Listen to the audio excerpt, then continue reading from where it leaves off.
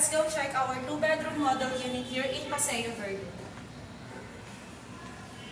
So makikita niyo dito, nandito yung ating living area. Very spacious siya. Or pwede kayo dito maglagay ng rectangular dining set. Dito naman ang ating sofa set.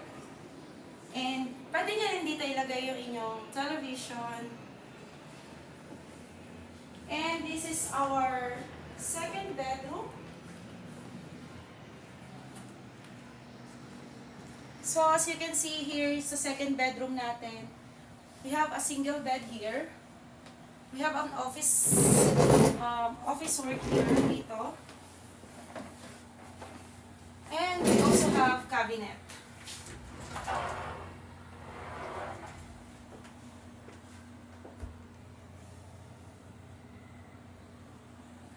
With our first bedroom,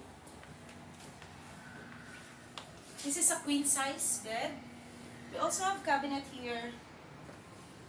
And also, for the window, ayan, very ventilated siya. Madaling pumasok.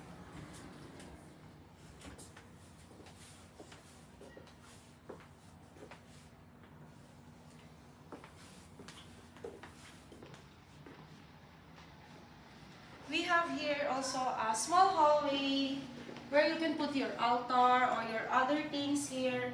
And here is our toilet and bath.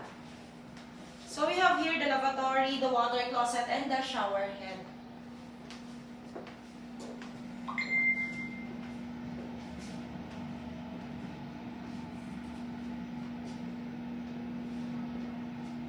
At nandito naman yung ating kitchen area. So, a long countertop. And we also have cabinets here. And also cabinet. Overhead cabinet. So, yun lang.